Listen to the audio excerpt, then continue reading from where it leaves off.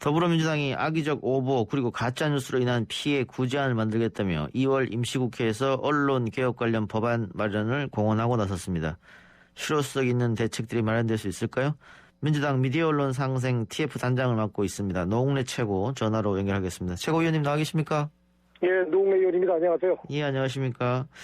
자, 일단 검찰개혁 뒤는 언론개혁 아니냐 이런 이야기가 민주당들 지지자들 사이에 많이 있었고요.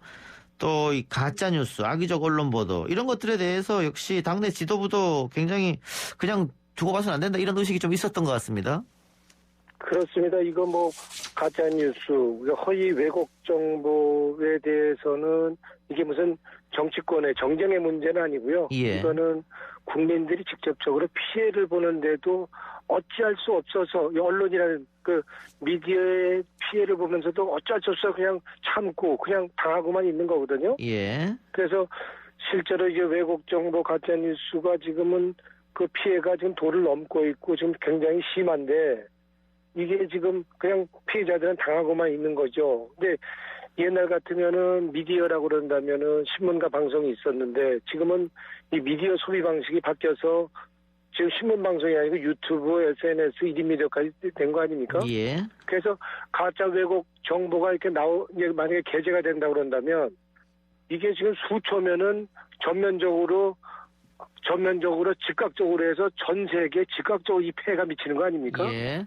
그래서 결국에는 언론인들 같은 연예인들 같은 경우에는 억울해서 그냥 스스로 목숨을 끊는 경우도 있는 거고, 예. 그냥 일반인들 같은 경우에는 언론에, 이 미디어에 이렇게 가짜 뉴스 그리고 허위 왜곡 뉴스에 이렇게 당하면은 그냥 발만 동동 구르고 이게 제대로 피해 구제도 못하고 있는 게 현실이어서 이제는 이렇게 국민들이 언론을 통해서 미디어로 인한 피해를 이제는 신속하게 구제할 수 있는 제도가 이제는 필요하다라고 생각을 해서 이게 가짜뉴스, 허위 왜곡 정보로 인한 피해를 받고 있는, 고통받고 있는 피해자들을 신속하게 구제할 수 있는 미디어 관련 피해 구제 민생 6법을 저희가 준비해서 이번에 2월 달에 집중 처리 법안으로 좀 마련했습니다. 예. 말씀하신 것처럼 정치 권력도 정치를 잘 못하면 심판받거나 정권이 교체되거나 하고 경제 권력도 소비자들이 외면하거나 이러면 심판받는데 언론 권력은 마땅히 심판할 방법이 없다. 이것 때문에 여러 가지 그동안 이야기 나왔었던 것 같습니다.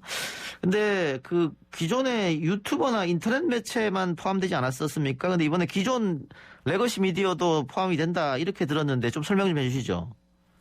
징벌적 손해배상에 대한 거를 말씀하시는 거죠? 예. 징벌적 손해배상의 대상이 그러면 기존 언론이 포함되느냐 안 되느냐 이런 논란이 좀 지금 이제 있었던 거죠. 예. 그러니까 가짜 뉴스가 이제 넘쳐나고 있는 결국엔 유튜브나 SNS, 페이스북이나 트위터, 1인 미디어는 당연히 포함되는 거고 가짜 뉴스가 넘치고 있으니까 그렇다면 기존 언론은 포함이 안 되느냐 이렇게 해석의 논란이 있는데 분명히 지금 우리 당 의원이 낸 법안에는 정보통신 서비스 이용자에 대한 징벌적 손해배상 처벌입니다.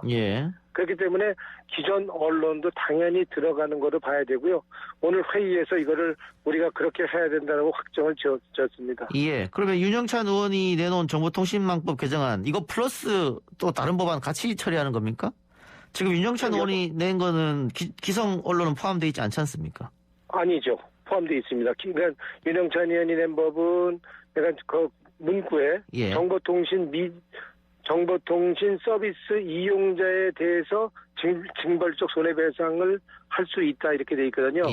근데 윤영찬 의원은 약간 징벌적 손해배상에 대한 언론에 대한 징벌적 손해배상이 별도 법이 있었기 때문에 본인은 그러면 그거를 빼고 유튜브나 SNS, 1인 미디어 중심의 가짜뉴스가 판치는 거 중심으로 하겠다라고 했는데 우리가 2월 집중 처리 법안에 지금 언론에 대한 징벌적 손해배상법이 포함이 안 돼 있기 때문에 마찬가지로 징벌적 손해배상에는 언론도 포함하는 그런 내용으로 이번에 우리가 다시 오늘 회의에서 결정을 한 겁니다. 그럼 어쨌든 기존 언론 플러스 1인 미디어도 다 포함되는.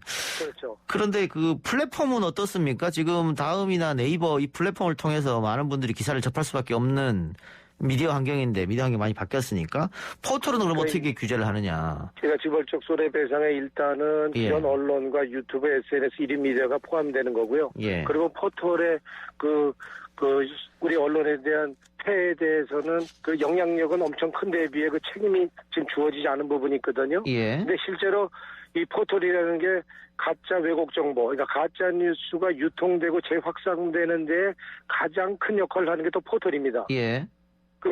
지금 인터넷 뉴스 공급의 70~80%를 사실상 다음이나 지금 네이버가 하고 있는 거 아닙니까? 예. 그래서 사실상 언론 유통시장을 독점하는 게 포털이라고 한다면 이 포털에 대해서 책임을 지우는 법이 필요하겠다라고 저는 보고 있는 거고요. 예. 요 내용을 같이 포함하기가 지금 쉽지 않아서 예. 이거는 별도의 법으로 준비를 할까 지금 하고 있습니다. 예. 이번에는 그래서 들어가지 않고. 지금 저희 법을 좀 준비하고 있거든요. 예. 그래서 지금 포털 같은 경우에는 정보통신 서비스 이용자가 아니고 제공자란 말이에요. 예. 그래서 제공자에 대해서는 별도로 책임을 지을 수 있는 법을 지금 만들고 있습니다. 마련하고 있다. 알겠습니다. 예. 자, 근데 이런 법안을 만들자고 할 때마다 언론에서 항상 이야기하는 게 표현의 자유를 제한한다. 이 첫 번째 이런 반론이 하나 있고요. 두 번째는 가짜뉴스, 악성 가짜뉴스라고 하는데 그 기준을 어디다가 세울 것이냐. 이런 논란이 두 개가 있습니다. 차례차례 좀 설명해 그래서 주시죠. 저희들이 이번에 미디어 관련 민생법안이라는 6법을 마련한 거는 이 가짜뉴스라는 규정이나 정의에 의해서 처벌하는 징벌적 손해배상을 하는 법이 아닙니다.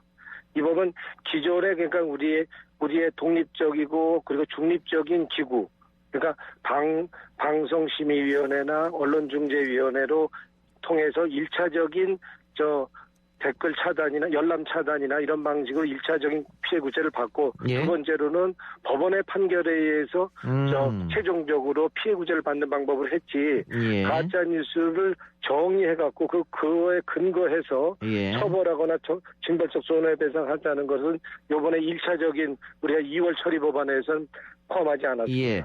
그러니까 최종적으로는 법원 판결에 의해서 손해액의 3배까지 배상하도록 하겠다 이 말씀이네요. 그렇죠. 그러니까 가짜 뉴스를 이제 정의를 내려갖고 처벌하는 법을 할 경우에는 그동안 20대도 그렇고 그 전에도 많은 가짜 뉴스를 처벌할 수 있는 피해 구제할 수 있는 법이 나와 있음에도 예. 가짜 뉴스가 뭐냐 하는 거는 이게 주관적인 판단이기 때문에 굉장히 정쟁화가 됩니다. 여야 간에. 예. 한 발자국도 법안 심의에 대해 한 발자국도 못 나가기 때문에 지금까지는 법안 처리가 하나도 안 됐습니다. 예. 가짜 뉴스와 관련된 법은. 예. 그래서 이번에는 가짜 뉴스에 대한 정의나 근거를 마련해서 처리하는 법이 아니라 기존에 있는 중립적이고 독립적인 기관을 통해서 1차적인 피해 구제를 받고 그리고 두 번째는 최종적으로는 법원의 판결에 의해서 피해 구제 받는 방법으로 하는 방식으로 입법을 했다는 말씀을 드릴 수 있겠습니다. 손해액 산정도 법원이 재량으로 하는 겁니까 그러면? 그렇죠. 지금까지는 그렇게 이제 우리가 이제 형법의 명예훼손, 가짜 뉴스, 허위 예. 왜곡 정보에 대해서 명예훼손죄로 이제 형법에 처벌할 수 있거든요. 예. 그래서 5년 이하의 할 수도 있고요. 그리고 1,000만 원 이하의 벌금도 물릴 수 있는데 그런 것 역시도 그거는 법원에서 판단해서 최종적으로 결정할 겁니다. 예. 우리 댓글에도 지금 많이 달리는데 열린민주당의 최강욱 대표 법안이 조금 센 거여서 민주당이 그걸 받을 수는 없냐 이런 이야기가 좀 있어요. 그건 어떻게 생각하세요? 그러게요. 다른 당이 내놓은 법은 내가 뭐라고 좋다 나쁘다 이렇게 얘기하기는 그렇고요. 예. 그 법은 부법대로 장점이 있는데 그거는 이제 국회법 절차에서 처리해야 될 거고요. 예. 저희들은 그동안 언론법, 언론관계법, 그 가짜뉴스법을 처리한다고 목소리만 키웠지 지금까지 실제적으로 처리한 법이 없었기 때문에 예. 이제는 국민들이 신속한 피해 구제에 맞춰서 정쟁화를 최소화할 수 있으면서도 피해 구제가 되는 그런 법으로 준비를 했습니다. 예. 이번 2월 임시국회 처리하는 겁니까? 어떻게 되는 겁니까? 그래서 저희는 이 6법 같은 경우에는 정쟁화될 수 있는 당리당략이나 정쟁으로 흐를 수 있는 법이 아니다. 예. 그리고 표현의 자유를 침해하거나 이런 논란이 아니고 적어도 우리가 낸 법은 피해 구제를 할 수 있는 신속하게 피해 구제를 할 수 있는 민생법안이라 이렇게 보고 있는 거고요. 그래서 이 법안에 대해서는 아마 야당에서도 이거를 일방적으로 정쟁화하기는 어렵다고 보는 거고, 만약에 야당에서 이거를 또 표현의 자유 제한이니 뭐 이런 식으로 한다 그런다면 사실상 그거는 언론은 성역으로 인정하자, 그대로 방치하자 하는 얘기밖에 되는 게 아니고요. 예. 언론의 특권, 갑질을 그대로 그냥 놓고 보자 하는 얘기밖에 안 된다고 예. 보기 때문에 우리는 그렇다면은 그거는 지금 언론의 가짜뉴스, 허위 왜곡 정보에 대해서 이걸 시정하거나 피해 구제할 의지가 없다고 보고 국회법에 따라서 처리할 그런 방침을 세웠습니다. 알겠습니다. 그 연결된 김에 현안 좀 여쭤보겠습니다. 자, 이낙연 대표가 4차 재난지원금은 보편, 선별 함께 추진하겠다 이런 얘기를 했고, 민주당 내 다른 의원들도 저랑 많은 분들이 인터뷰를 했습니다만 대부분의 의원들도 같이 가는 게 맞다 뭐 이렇게 얘기를 하고 있는데, 기재부에서 지금 난색을 표현하고 있지 않습니다? 네. 그 홍 부총리가 절대 여기에 함께 가는 것에 난색을 표하던데 이 부분 어떻게 되는 겁니까? 이렇게 되면은 당정이 계속해서 불협화음 되는 거 아니냐 이런 좀 우려가 있어요. 뭐 홍남기 부총리가 우리 국가 국관을 실무 책임지고 있는 사람으로서 뭐 입장을 갖고 있을 수 있고요. 예. 재정을 걱정할 수 있는 건 있지만 그건 기획재정부의 입장일 거고요. 결국에는 당에서는 지금 국민들의 지금 코로나가 장기화되면서 국민의 불만이 그리고 고통이 임계점을 넘어섰다고 보는 거고요. 예. 지금 필요한 지금 시점에서는 우리가 과도하게 부채가 상대적으로 높은 나라가 아니라고 한다 그런다면 예. 우리 국민들이 어려움, 고통을 그래도 저 언발에 오줌 누는 정도의 그런 생색내기 정도가 아니라 예. 국민한테 실질적인 도움이 될 수 있는 정도까지는 어떤 지원을 해야 된다고 보는 거고요. 그래서 홍남기 부총리가 기재부 입장에서 얘기하는 거는 그 입장이 있다 하더라도 국민의 지금 고통 그리고 어려움을 반영해서 최종적으로 결정하고 신속하게 집행하는 게 관건이라고 봅니다. 예. 소급 적용 부분은 어떻습니까? 소급 적용은 손실보상 문제. 예, 손실보상에 대한 소급 적용은 현실적으로 우리 입장에서는 지금 검토하고 있지 않습니다. 예. 그거는 우리가 IMF를 겪은 우리 대한민국으로서는 예. 손실보상을 소급해서까지 하기에는 굉장히 위험 부담이 있다고 보는 거고요. 예. 그런 면에서 소급 적용은 하기 어려운 것으로 잠정적으로 우리가 아하. 결론을 내렸습니다. 근데 야당이 소급 적용을 들고 나왔거든요. 그럼 이것도 아젠다를 민주당이 뺏기는 거 아닙니까?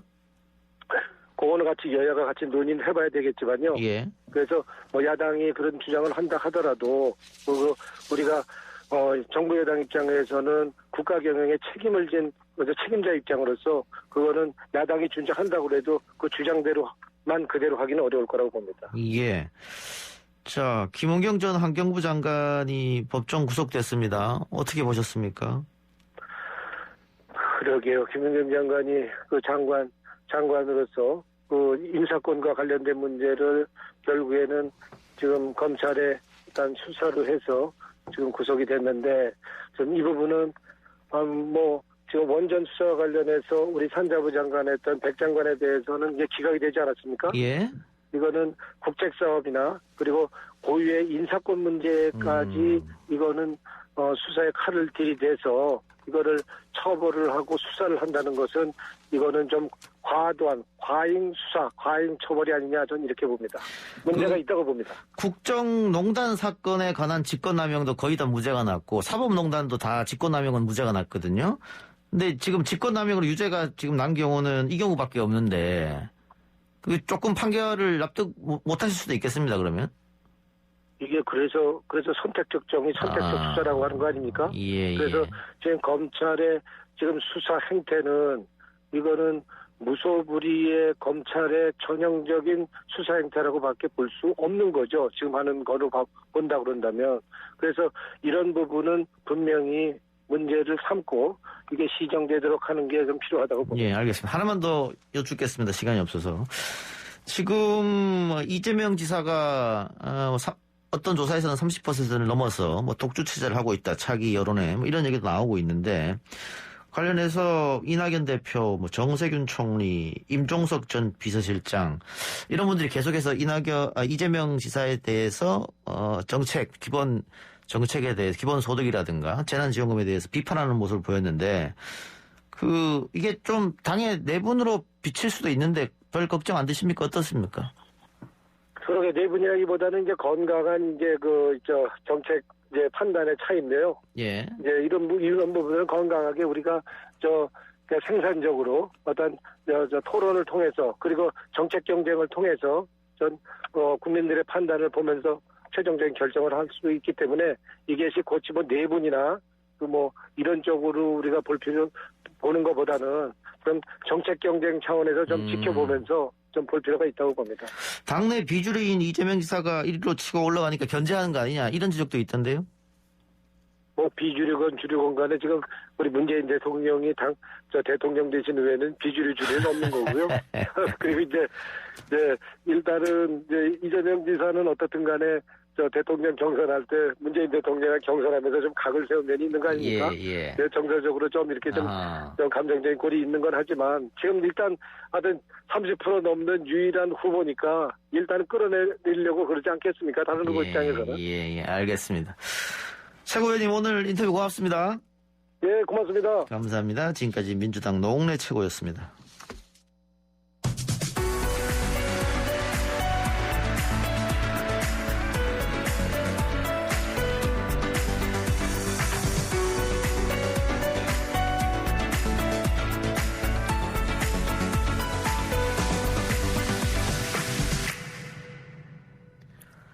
오늘 황희 문화체육관광부 장관 후보자의 인사청문회가 있었습니다. 그리고 김명수 대법원장 자진 사퇴를 요구하는 국민의힘 의원들의 1인 시위도 있었죠. 야당 입장 한번 들어보겠습니다. 윤희석 국민의힘 대변인 연결합니다. 대변인님 나와 계십니까? 네, 안녕하세요. 예, 안녕하십니까. 자, 우선 오늘 황희 문체부 장관 후보자 청문회가 있었습니다. 여러 가지 의혹들이 있었는데 생활비 60만 원 그리고 병가를 이유로 국회에 나오지 않았는데 식구들이 다 해외여행을 갔다. 이거 도덕성 문제였는데 이 부분 어떻게 해명이 좀 됐다고 보십니까?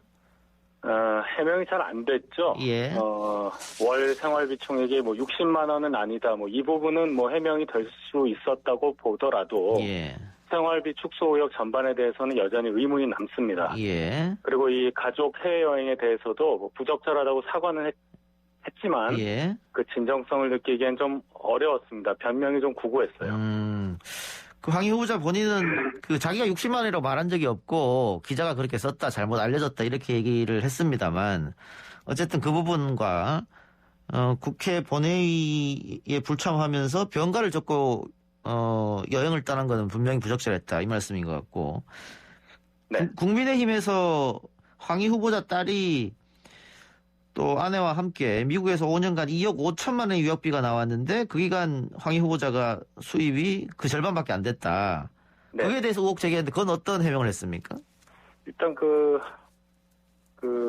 아내하고 딸이 미국에서 체류한 그 부분, 예. 그 답변을 보니까 형제의 도움을 받았던 것 같다, 이렇게 답변을 했어요. 예. 또 우리가 상식적으로 보면 아무리 가까운 형제자매 사이더라도 이 세대를 달리하고 따로 살고 있는데 1억 이상씩 도와주면서 얘기를 안 할 리가 없을 겁니다. 예. 예를 들어 얼마 모자라니까 얼마 내가 보태준다. 그러니까 황희 후보자 본인이 그걸 모를 리가 없었을 거예요. 하다못해 아이랑 같이 미국에 간 부인이 얘기를 했을 거 아니에요. 예. 언니가 얼마 보태준다 이렇게 말이죠. 예. 그런데 애매하게 이분이 도움을 받았던 것 같다. 이런 정도로 답을 한 걸 우리가 어떻게 이해를 해야 할까요? 형제 사이가 얼마나 좋은지는 몰라도 전혀 납득이 되지 않는다고 말씀드리겠습니다. 예. 근데 사실은 청문회 전에는 황희 후보자가 이 문체부의 전문성이 부족하기 때문에 그 부분이 집중 부각될 거라고 봤거든요. 근데 그렇죠. 지금 오히려 도덕성이 더 부각이 된 것 같아요. 이게 부각이 하려고 한 게 아니라 워낙에 이 해명 과정이라든지 이런 게 너무 좀 시대착오적이고 허술하잖아요. 누가 봐도 웃을 만한 이런 해명을 하니까 예를 들어서 식비를 명절 선물로 대체한다느니 머리는 집에서 깎는다느니 예. 이런 식의 국민을 좀 우습게 보는 듯한 그런 답변 태도. 답변 상황을 보면 이것이 훨씬 더 부각이 될 수밖에 없겠죠. 저희는 이 전문성 없는 부분을 중점적으로 부각하고 싶었지만 이번 예. 순서가 오지 않을 정도로 예. 앞에서 이 부분이 워낙에 부각이 되다 보니 전문성 부분에 대해서는 제대로 짚고 넘어갈 수 없었다. 이렇게 생각합니다. 청와대 인사검증 과정에서 문제가 있었다고 보십니까? 충분히 문제가 있었다고 볼 수 있고요. 그리고 알았더라도 예. 뭐 알았다고 봅니다. 저는 이거 아하. 모를 리가 없지 않습니까? 예. 네, 그런데 이제 그보다는 뭐 전문성이나 도덕성 이런 것들 다 치우고 예. 정권 말기니까 예. 정권 사수에 몰입해줄 그런 충성스러운 분들만 찾다 보니 뭐 이분께 차례가 돌아간 건 아닌가 이렇게 생각합니다. 소위 말하는 친문 핵심 세력을 찾다 보니까는 뭐 전문성, 도덕성 따지지 않고 선택한 거 아니냐 이런 입장이시네요. 그렇죠. 뭐 우리가 내각 짜는 것도 아닌데 뭐 내각의 3분의 1이 여당 의원으로 지금 채워지고 예. 있는 거 아니겠어요? 이거 예. 비정상이죠. 그 내각을 채울 만한 인물이 우리 사회 각 분야에 그런 인재가 없는 것도 아닌데 결국은 이것은 뭐 이 정권에서 쓰고자 하는 인물, 이 정권의 인재풀이 그만큼 좁다.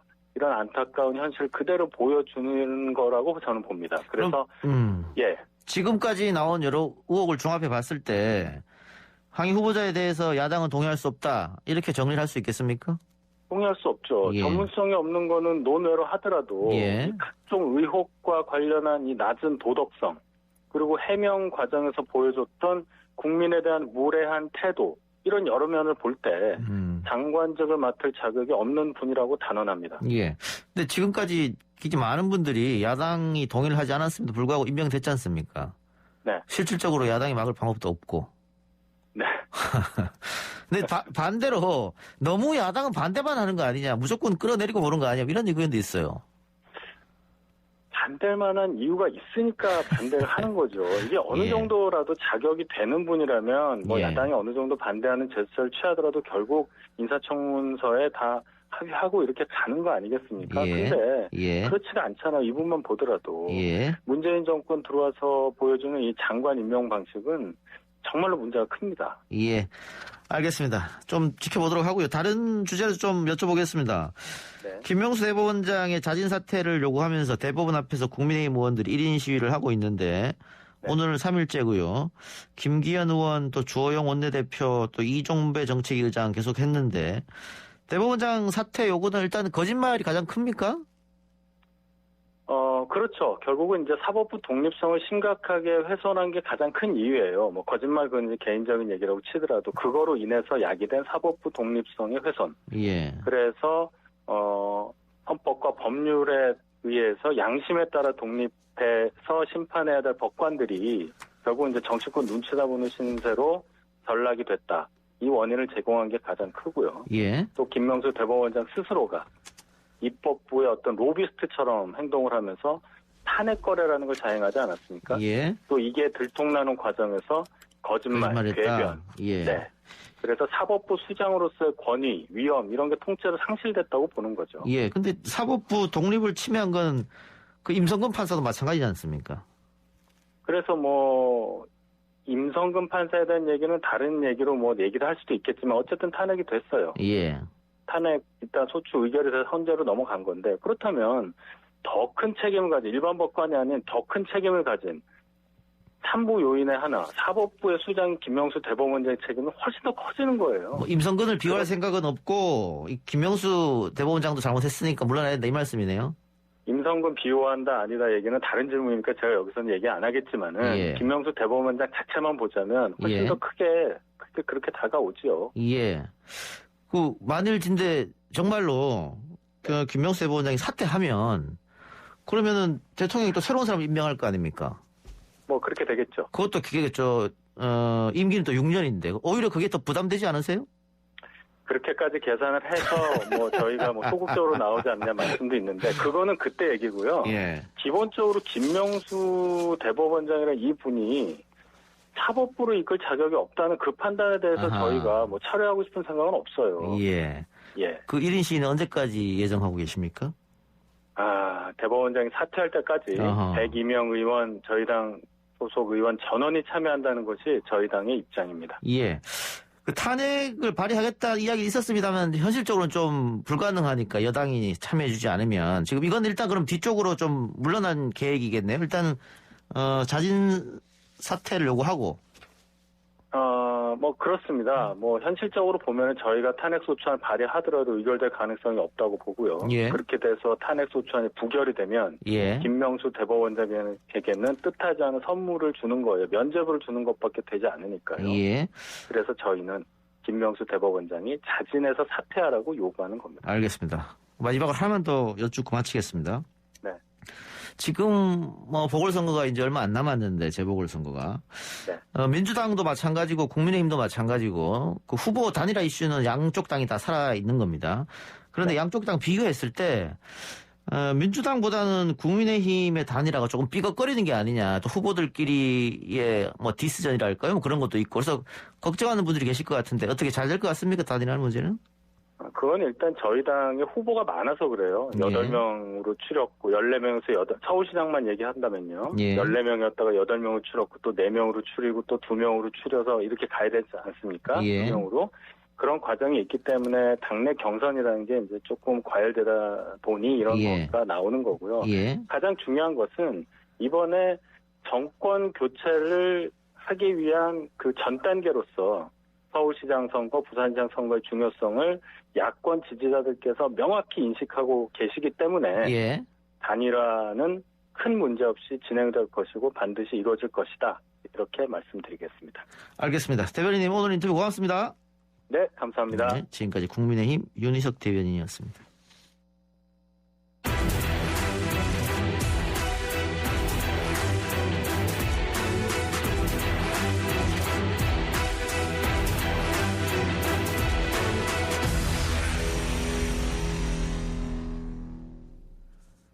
YTN 라디오 이동영의 뉴스 정면 승부 2부 시작합니다. 그동안 방송국 중심의 매스미디어 시대에서 이제는 누구나 방송을 할 수 있는 1인 미디어 시대로 돌아섰습니다. 몇 년 사이에 미디어 환경이 급변한 것인데요. 그만큼 방송 규제들도 달라진 환경에 맞춰가야 한다는 지적들이 있습니다. 어떤 방안들이 있고 또 미디어 환경은 앞으로 어떻게 달라질지 알아보겠습니다. 방송통신위원회 한상혁 위원장 나왔습니다. 위원장 어서 오십시오. 예, 반갑습니다. 네, 자 바쁘신 와중에 스튜디오 방문해 주셔서 감사하고요.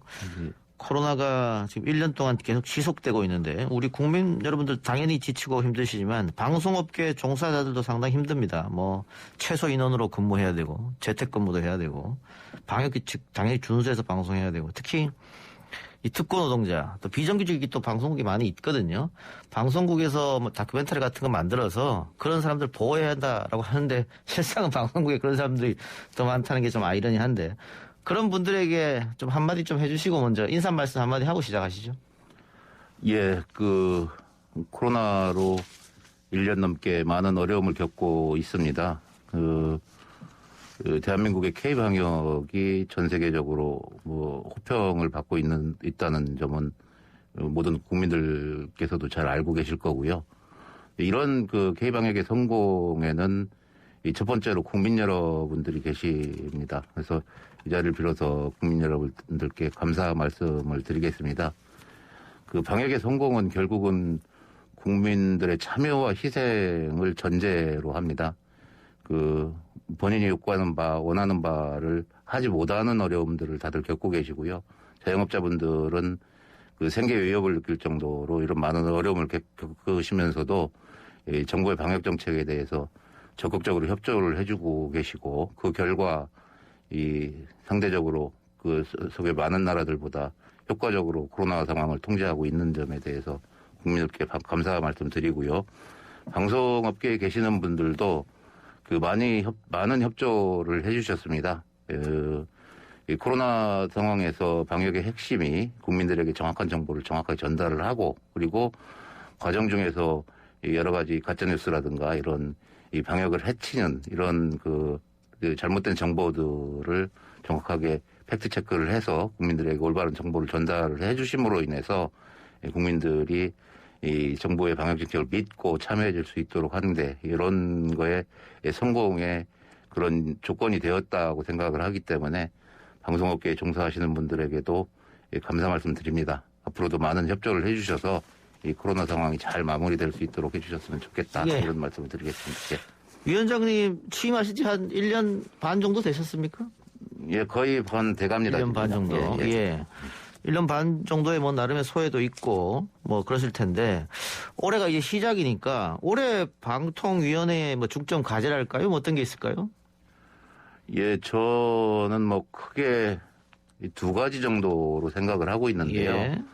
예, 하나는 이게 지금 현재 상황이 이 미디어 산업이 매체 간의 장벽이 무너지면서 예. 경쟁이 이 격화되고 있습니다. 그러다 보니까 그 재원 마련에 결국은 이 한정된 시장에서 재원을 마련을 해야 되는데 예. 이 경쟁으로 인해서 그 어려움을 겪게 되겠죠. 근데 어려움을 겪는 거는 뭐 결국은 사업자분들이 좀 더 노력을 하셔야 될 부분이라고 생각을 하지만 예. 문제는 그럼으로 인해서 그 미디어가 갖는 공적 책무들이 있을 것 같습니다. 근데 이런 공적 책무들을 다 할 수 있는 이런 여력들이 없어지는 문제가 생깁니다. 예, 예. 그래서 이것을 해결하기 위해서는 방송의 재원 마련에 대해서 새로운 대책들을 마련을 해야 된다. 예. 그래서 시장 활성화가 중요하다 이런 생각을 가지고 낡은 규제들을 좀 혁파를 하겠다 이런 예. 생각들을 가지고 있습니다. 예. 그리고 그를 통해서 공적 책무를 강화시켜 나간다. 그리고 또 한 측면에서는 이 방송통신 관련해서 국민들이 느끼시는 불편들 이런 부분들을 하나하나 선제적으로 찾아서 해결하겠다 이런 목표를 가지고 올해 출발을 하고 있습니다. 예. 특히 그 위원장님 말처럼 방송 환경이 많이 변했기 때문에 과거에 그 지상파가 독점했던 것들 지금 종편, 케이블, 뭐 OTT, 1인 미디어 여기서 다 나눠가지고 있거든요, 시장을. 그렇습니다. 예. 예, 그러다 보니까 아까 말씀하신 그 자본의 문제가 생기는데 뭐 그렇다고 해서 공적 책무가 중요하니까 무조건적으로 퍼다줄 수도 없는 노릇이고 예. 그러나 지상파 입장에서는 그 좋은 인재들도 다른 쪽에서 다 스카우트해서 데려가 버리고 많은 예, 그런 돈을 주니까 상황이죠. 예. 거기다가 규제는 지상파만 좀 강하게 돼 있으니까 예. 이렇게 해서 어떻게 경쟁하느냐 그것 때문에 지금 그 규제를 좀 혁파하겠다 이 말씀이네요. 뭐 그런 측면도 있고요. 예. 그 매체 간의 차등적 규제가 있는 게 현실입니다. 그래서 그런 부분들은 이 같은 성격의 매체는 같게 규제를 하는 게 맞다. 그래서 수평적 규제를 도입을 하겠다 이런 말씀을 드렸던 거고요. 그리고 현재의 규제들이 몇십 년 된 낡은 규제들이 있습니다. 현재 상황에 맞지 않는 이런 부분들은 불필요한 규제들은 좀 걷어내야겠다. 그리고 앞으로도 이 모든 것들을 네거티브 규제라는 표현을 쓰는데요. 원칙적으로 허용은 하되 진짜 문제가 되는 사항들에 대해서는 강하게 규제를 하겠다. 이런 원칙. 전에는 다 금지가 되는데 몇 가지 허용을 해주는 이런 측면들이 있었다면은 앞으로는 거꾸로 방향을 바꿔서 원칙적으로는 허용을 하되 정말 미디어의 공적 책무에 비추어 봤을 때 문제가 되는 행위들이 있다면 그분들에 대해서는 좀 더 강하게 규제를 하겠다. 뭐 이런 방향으로 전체적인 규제 틀을 바꾸겠다 이런 알겠습니다. 생각을 가지고 있는 겁니다. 여기에 대해서 하나만 더 여쭤볼게요. 예, 그러면 뭐 예를 들면 그 종편이 탄생할 때부터 여러 가지 특혜를 갖고 있었는데 예. 그 지상파도 그러면 그런 유의 예를 들어 중간 광고를 허용한다든가 그런 유의 것들을 한번 해보겠다 이 말씀입니까? 그렇게 이해해도 되겠습니까? 그렇죠. 종전에 종편이 새롭게 시장에 진입을 하면서 그 시장에 진입할 수 있도록 하기 위해서 주어졌던 뭐 이런 특혜라는 표현이 그렇지만은 어쨌든가 그런 혜택들이 있었던 것이 사실입니다. 그리고 그런 부분들이 저희 4기 방통위에서 상당 부분 시정이 됐는데 몇 가지 남아있는 것들이 좀 있습니다. 그런 부분들을 정리를 해서 이 같은 매체에는 같은 성격의 규제를 하겠다, 같은 정도의 규제를 하겠다. 그 예. 대표적인 게 이제 중간 광고라고 얘기를 할 수 있겠죠. 예. 종편 얘기가 나왔으니까요. 우리 지금 댓글에도 그런 질문들이 많은데 그 종편이 계속해서 재승인 조건으로 계속 통과가 되거든요. 재심사할 때. 예. 이게 그러면 또 하나의 면죄부가 되는 게 아니냐. 결국은 뭐 법에 있는 대로 아웃이 되는 게 아니라 계속해서 재승인 되니까 예. 이런 지적을 좀 많이 방송통신에서 받았던 것 같습니다. 이 부분에 대해서 어떻게 생각하시는지요? 예, 제어가 재승인이죠. 종편은 재승인인데 재승인 제도 자체가 그 방송사를 일정 기준을 세우고 그 기준에 미달하면은 그 시장에서 퇴출을 시키겠다 이런 목적으로 만들어진 제도는 아니라고 저는 생각을 그렇죠. 합니다. 예. 그 뭔가 올바른 방향을 설정을 하고 그 방향으로 진행을 하는지 안 하는지 살펴보고 만약 부족한 게 있다면은 조건을 붙여서 그 방향으로 나아갈 수 있도록 이 권고를 하고 뭐 이런 방향도 그런 성격도 가지고 있다고 생각을 하고요. 그리고 그렇다고 하더라도 방송을 해서는 안 된다. 이런 정도라면은 퇴출하는 게 맞겠죠. 그런 문제라고 생각을 합니다. 그래서 이 재승인 제도 자체가 이 퇴출 기준을 정하고 미달할 경우는 반드시 퇴출한다. 예. 이런 뭐 목표를 가지고 설계된 제도는 아니라고 생각을 합니다. 알겠습니다. 예. 예.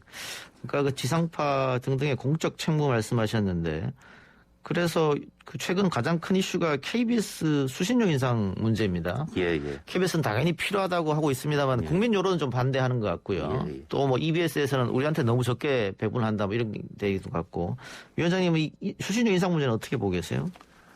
복잡하죠. 예. 일단 재원 구조로 볼 때 그 KBS가 해야 되는 공적 책무들이 많이 있습니다. 특히 지난방송도 그렇고. 예. 그리고 이 고품질의 콘텐츠들을 생산을 해야 됩니다. 최근 들어서 KBS에서 대하 드라마가 사라졌지 않습니까? 예. 이런 문제들이 이 재원 문제에서 비롯되는 거고요. 그래서 이 재원의 부족을 해결할 필요성은 분명히 존재한다. 이런 것들 전제로 이제 수신료 인상 문제가 논의되고 있는 것 같은데요. 수신료 인상 문제는 말씀드린 대로 국민의 공감대를 전제로 하고 있고 제도 자체가 그렇게 설계되어 있습니다. KBS가 의안을 이사회에 상정을 하면은 KBS 이사회에서 의결을 하고 예. 그게 방통위를 거쳐서 표현 그대로 거쳐서입니다. 방통위를 거쳐서 국회로 가면은 국회에서 의결을 통해서 인상 여부를 결정을 할 수 있도록 되어 있는데요. 그 과정에서 국회의 의결을 거친다는 것 자체가 국민들의 뜻을 묻겠다 이런 의미 아니겠습니까? 그래서 예. 국민들의 공감대가 전제돼야 된다. 이거 하나 하고 그리고 뭐 KBS 관련해서 여러 가지 논의들이 있는데 그 대대적인 경영 혁신, 자기 혁신이 필요하다는 뭐 이런 지적도 있는 것 같고요. 그리고 국민들이 어쨌거나 공적 부담을 통해서 그 지불한 그 수신료가 어떻게 쓰였는지 투명하게 국민들에게 공개할 필요도 있다. 뭐 이런 얘기들도 있고 그러지 않습니까? 그래서 예. 이런 제도적 장치들을 좀 마련할 필요도 있고 그런 거를 통해서 국민들에게 공감대가 형성될 때 그때가 뭐 수신료 인상 문제를 결정할 시기가 아닌가. 그리고 그런 것들이 국회에서 뭐 심도 있게 논의될 시기가 아닌가 예. 이렇게 생각을 합니다. 그 말씀 중에 KBS도 자체도 혁신해야 된다. 그게 상당히 공감되는데요. 예. 뭐 국가 재난방송 기관이긴 합니다만은 과연 뭐 국가 재난이 일어났을 때 다른 외국 재난 방송과 비교했을 때 KBS가 뛰어나느냐 그렇게 스스로 한번 물어봤으면 아닌 것 같거든요. 그래서 그런 혁신도 좀 필요한 것 같고 또 최근에 연봉 문제로 또 시끄러웠기 때문에 그런 것도 얼마나 국민들하고의 괴리감 그걸 줄일 수 있냐 그것도 좀 하나의 문제인 것 같습니다. 자, 다른 얘기 좀 한번 해보면요. 아까 전에 저희가 노웅래 민주당 의원이랑 이야기했던 건데 그 징벌적 손해배상제도 언론과 관련해서 예. 이거 2월 임시국회 안에 통과시키겠다 이런 생각을 밝혔단 말이죠 민주당이.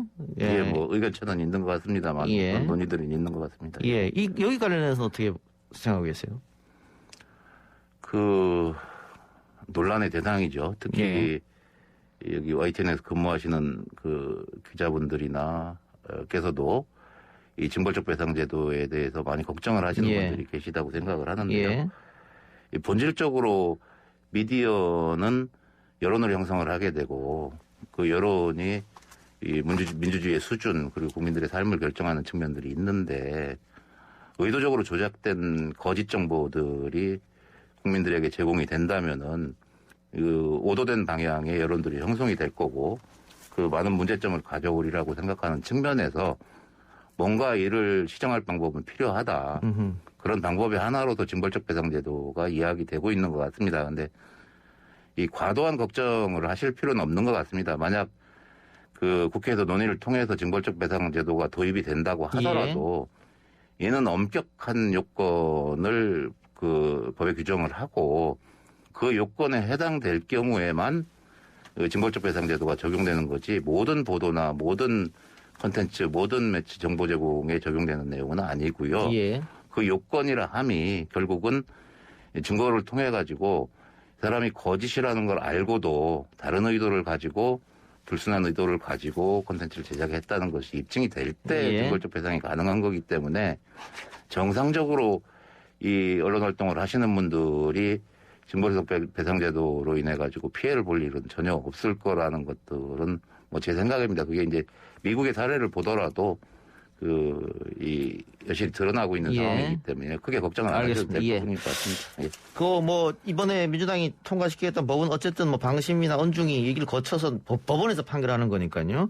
그렇죠. 예. 그러면서 레거시 미디어나 유튜버를 처벌하겠다는 건데 만일 잘못된 일을 했을 경우에 근데 만일 플랫폼 사업자 그러니까 유튜브 자체는 그럼 어떻게 제재를 하느냐 뭐 네이버나 다음도 마찬가지고요. 그거는 방통위에서 좀 나서야 되지 않겠느냐. 뭐 외국 사업자이기 때문에 어려운 점이 없진 않겠습니다만 그 부분에 대해서 혹시 대책이 있으십니까?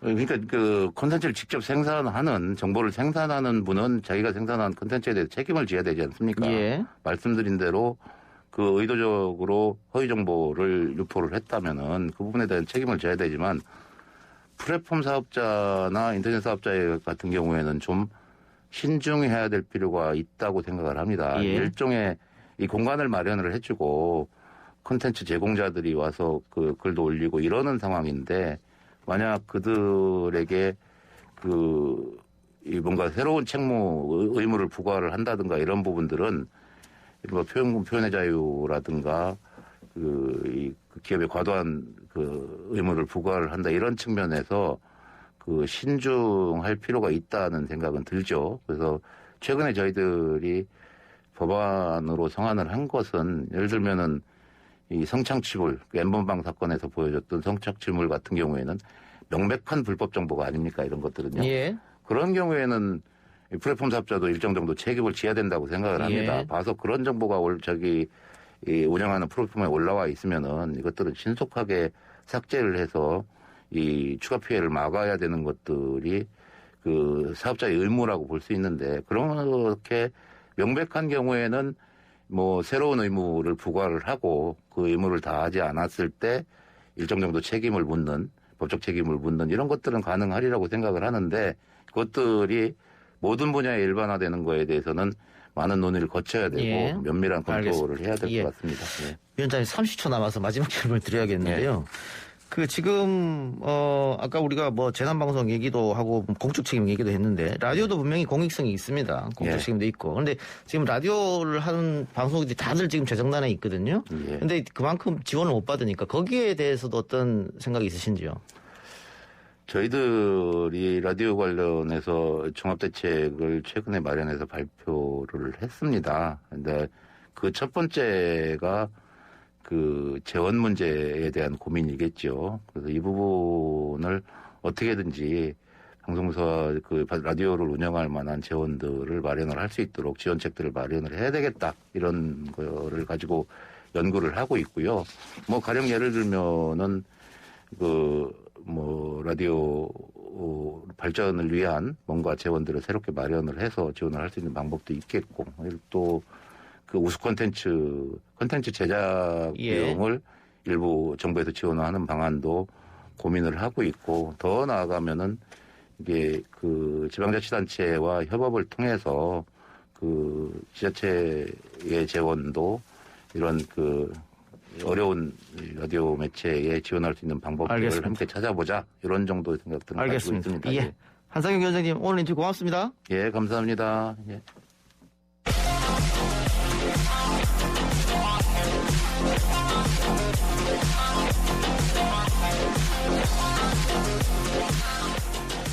화이트 날의 이동의 뉴스 정면송 3부 시작합니다. 오늘 나온 뉴스를 언박싱 해드리는 기자 언박싱. 오늘은 헤럴드 경제 배도원 기자 연결합니다. 배 기자님. 코로나 상황부터 짚어주시죠. 네, 중앙방역대책본부에 따르면 오늘 0시 기준 국내 신종 코로나 바이러스 감염증 신규 확진자 수는 303명 늘었습니다. 200명대로 떨어졌던 전날보다는 한 14명 정도 늘면서 300명대 초반으로 올랐지만 3차 대유행의 기세는 확실히 좀 한풀 꺾인 모습이라고 봐도 무방해 보이는 상황입니다. 물론 이게 주말 또 휴일에 그 검사 건수가 줄어드는 영향으로 주 초반까지는 확진자가 좀 적게 나오고 중반부터 늘어나는 기존의 패턴을 고려하면은 이번 주 중반 이후 또 설 연휴 때 감염 규모가 다시 커질 수도 있는 상황이기는 합니다.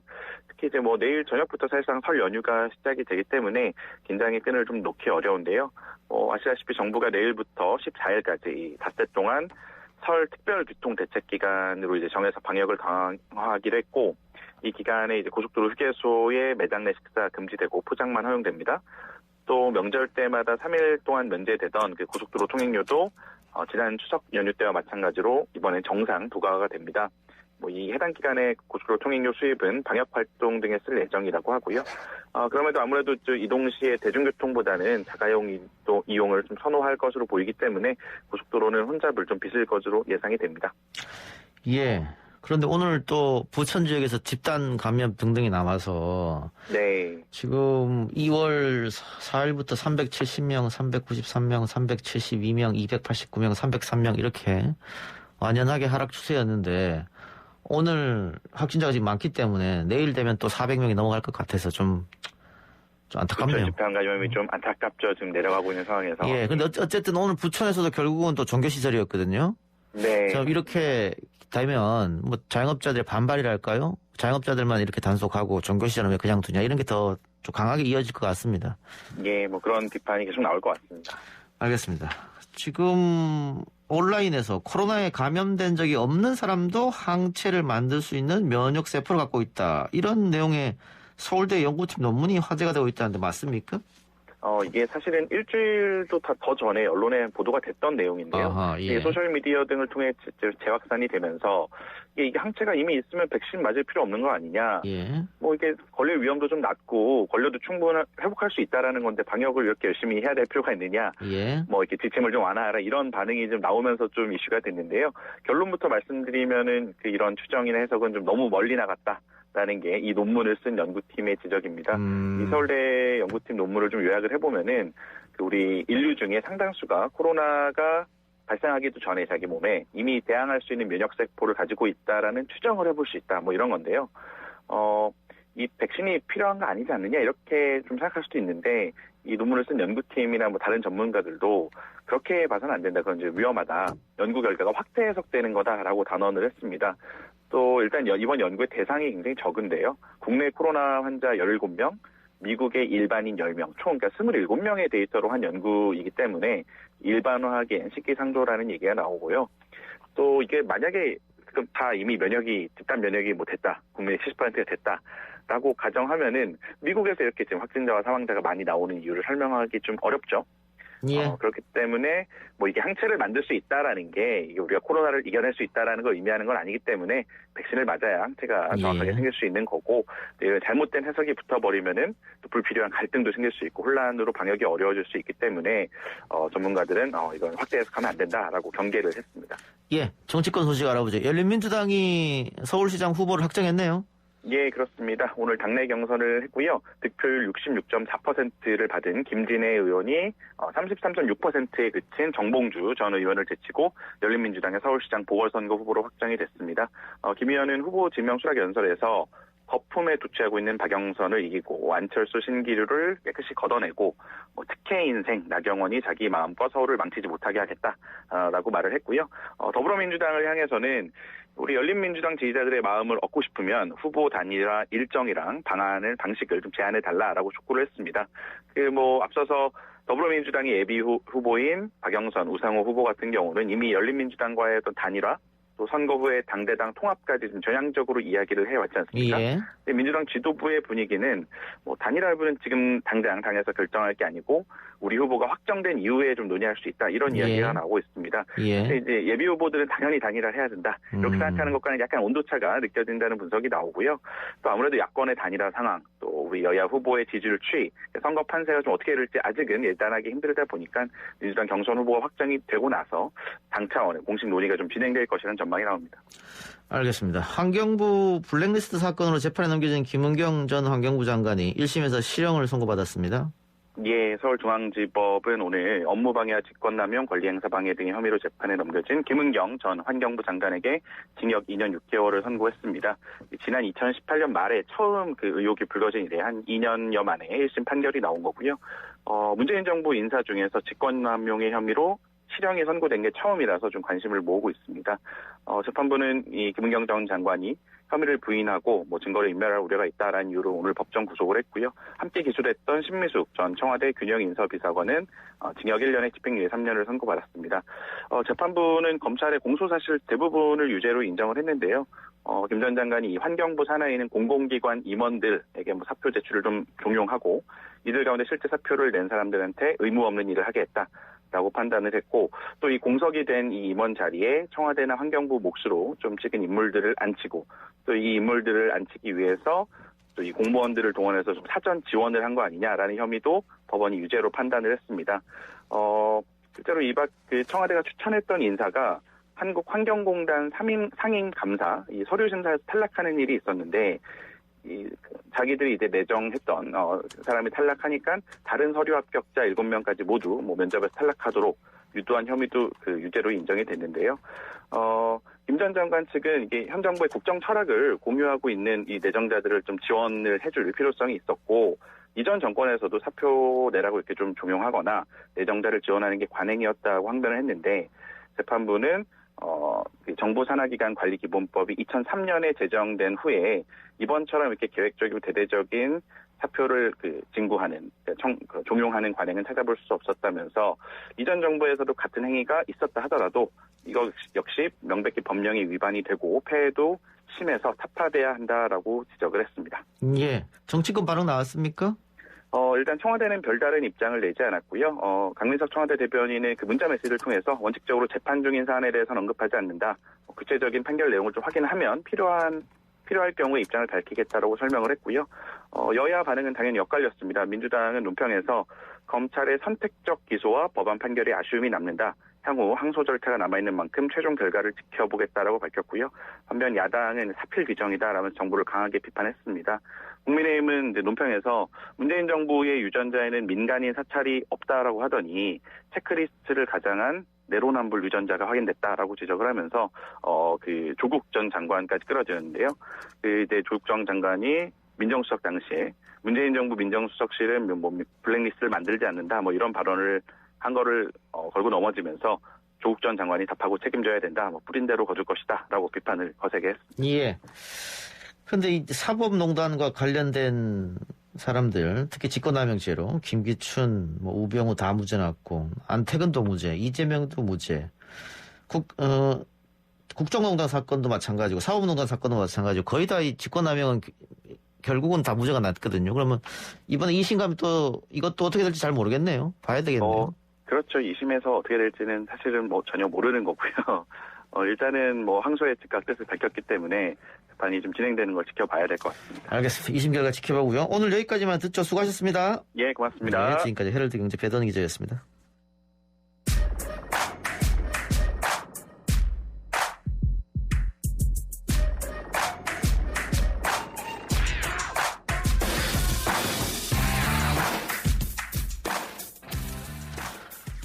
박장재소 시간이 돌아왔습니다. 박지원 변호사, 장현미 변호사 전화 연결합니다. 두 분 나와 계십니까?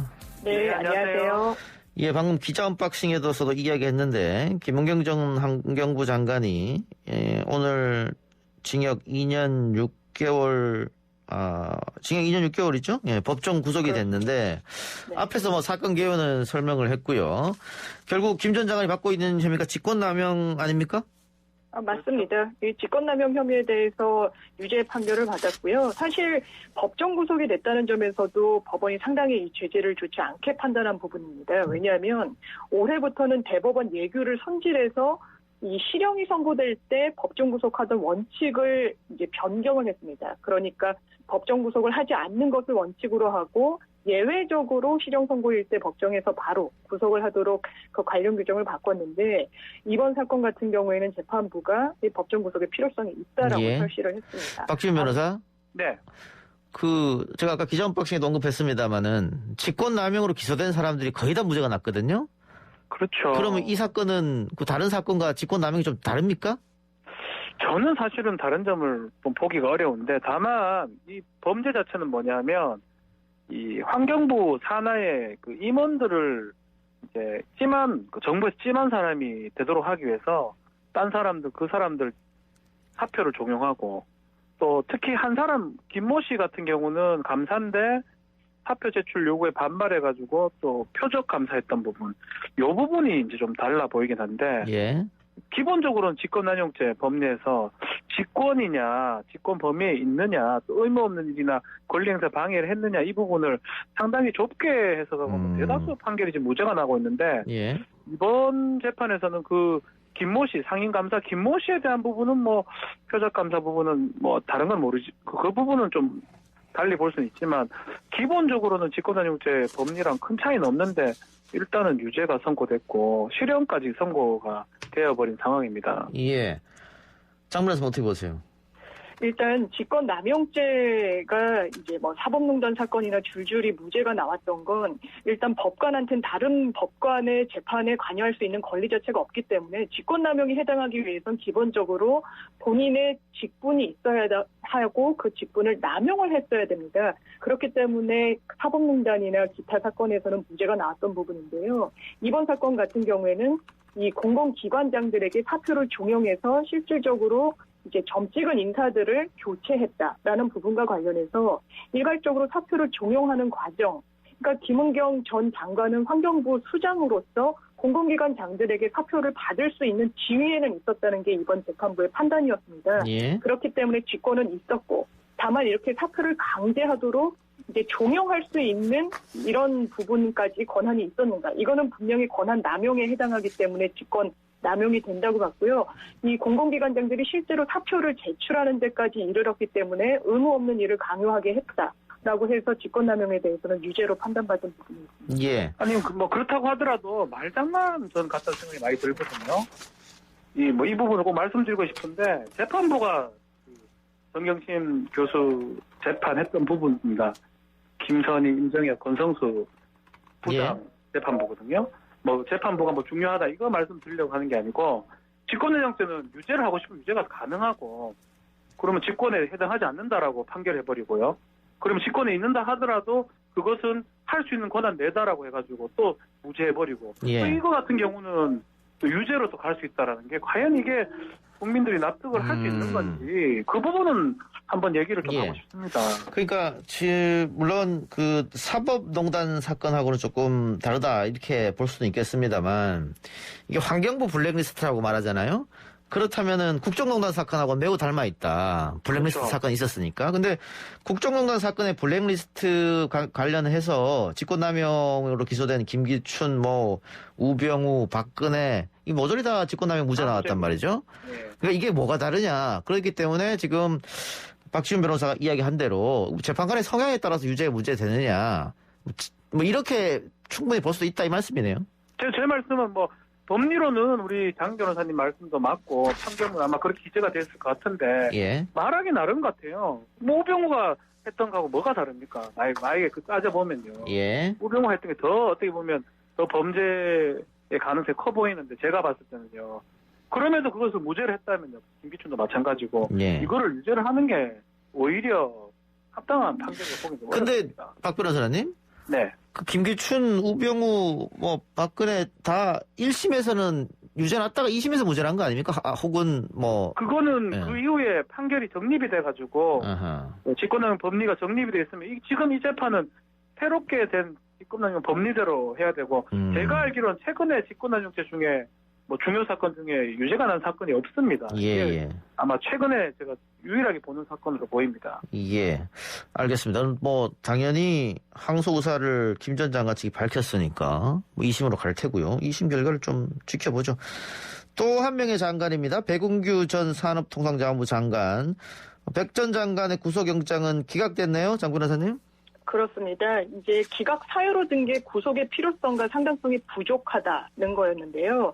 사실 백운규 전 장관 같은 경우에는 교수 출신이고 뭐 이런 상황이기 때문에 도주 우려가 있다라고 판단될 가능성은 적었습니다. 예. 그렇다면 증거인멸의 우려가 있을 것인지 이 부분은 사실 관련해서 산자부 공무원 3명이 이미 기소가 된 상황이고 2명은 더더군다나 구속기사가 됐기 때문에 말을 맞추거나 증거인멸을 할 가능성은 상당히 낮았죠. 예. 그래서 이미 어제 그 법원 판단에서 이제 주목이 될 만한 부분은 범죄의 상당성이 부족하다는 부분이었습니다. 예. 지금 백운규 전 장관 같은 경우에 핵심 혐의는 이 한선에서 이 월성 1호기의 연장과 관련한 한 2년 반 정도를 연장하겠다는 그 건의가 올라온 부분과 관련해서 경제성 지표를 조작하면서까지 바로 즉각적으로 이제 가동을 중단하도록 했다라는 부분이거든요. 예. 그런데 이 부분과 관련해서 법원이 사실 다툼의 여지가 상당히 많고 범죄 소명도 부족했고 그렇기 때문에 피의자의 방어권을 이제 행사를 보장하기 위해서라도 불구속이 필요하다라고 설시를 했습니다. 당연히 이 검찰 수사는 상당히 제동이 걸릴 수밖에 없는 이런 상황이 돼버렸습니다. 예. 그럼 어떻습니까? 영장이 기각됐으니까 검찰의 수사가 역풍을 맞는다. 뭐 이런 의견도 있던데요. 수사를 뭐 계속 하긴 할 겁니다. 예. 하지만 재청구는 좀 어려울 것 같아요. 지금 장 변호사가 설명한 것처럼 이번에 한해서는 이 소명 자체도 어렵고 증거도 부족하고 범죄 다툼 여지가 있다. 이거를 아주 자세하게 기재를 했거든요. 예. 이 판사가 또 이미 이 직원들 구속을 했던 판사들입니다. 예. 그 기록을 다 보면서도 장관은 또 구속을 하지 않았던 거는 그만큼 구속 사유가 부족하다. 아니면 범죄가 입증이 안 됐다라고 이렇게 보이는데 그런 상황이라면 새롭게 해가지고 영장 청구도 어려울 뿐더러 이거 관련해서 수사는 좀 어려운데 다만 그렇다고 하더라도 청와대나 그 윗선 수사까지는 뭐 검찰이 할 거라고 생각이 듭니다. 이거 이번에도 직권남용이죠? 직권남용 권리행사 방해. 똑같아요. 예. 네, 그렇습니다. 그 판결문에 영장 그 기각하면서 그 내용 나오고 있습니다. 직권남용죄 법리가 지금 바뀌어가지고 상당히 좀 엄격하게 해석을 해야 된다. 그 부분도 나오고 있습니다. 이제 이렇게 되면 뭐 지금 김규영 전 장관은 조금 예외적인 현상입니다만은 뭐 사법농단, 국정농단뿐만이 아니고 뭐 이재명 지사라든가 이런 부분에 지금 직권남용이 다 문제가 나고 있거든요. 네. 그럼 이 법 자체를 좀 손을 보든가 다시 살펴봐야 되는 거 아닙니까? 이렇게 기소하면 다 문제가 나는데. 사실 직권남용이라는 그 범죄를 그 처벌로까지 적용하는 데 있어서는 그 유체 해석이나 확장 해석이 금지되는 거의 대원칙입니다. 그렇기 때문에 예. 정말 그 직권을 갖고 있느냐에 이제 방점을 찍어서 판단을 할 수밖에 없는데요. 이 부분에 대해서는 좀 입법론으로 손질을 한다기보다는 예. 사실 아까 말씀하신 뭐 전직 청와대 비서실장이나 민정수석 이런 정무직 공무원에 있었던 사람들은 사실 그 업무 범위가 훨씬 광범위하고 그렇죠. 정치적인 영역으로까지 이제 확대되는 부분이 있는데 정무적 그런 판단이라는 부분- 게 있으니까. 그렇죠. 예. 근데 그런 판단을 경외시하고 판단에서 누락한 채 단순히 그 직을 수행하는 직책이 없었기 때문에 직권남용이 아니다라고 판시하는 그런 경향에 대해서는 분명히 좀 비판이 가해져야 될 부분입니다. 이게 말장난이 되는 게요. 우병우 전 수석 같은 경우는 민정수석은 이게 대통령이나 지시 없이는 비리 자체, 비위회기 자체를 수사할 권한이 없다. 조사할 권한이 없다. 그래서 자신의 권한이 아닌데 했다. 그래서 직권이 아니기 때문에 무죄다. 이게 말도 안 되는 논리가 되는 거거든요. 예. 말장난 아닙니까? 예. 그럼 누가 그럼 대통령이 내 친인척 조사하라고 누가 지시를 예. 그런 경우가 생기기 때문에 직권남용 부분에 대해서는 계속해서 좀 논란이 좀 있지 않을까. 뭐 검찰이 기소를 할 때 이거 아니면 기소할 게 없으니까 기소를 했는데 재판 가면 다 무죄가 나는 상황이기 때문에 게다가 이 재량권이라는 게 있지 않습니까? 그 재량권을 어디까지 봐줄 것이냐. 뭐 이번에 나경원 전 의원 딸 성적 문제 같은 경우에는 검찰이 재량권 그 교수의 재량권이다 성적을 올려준 거에 대해서 그 재량권을 인정하면서 기소조차 하지 않았거든요.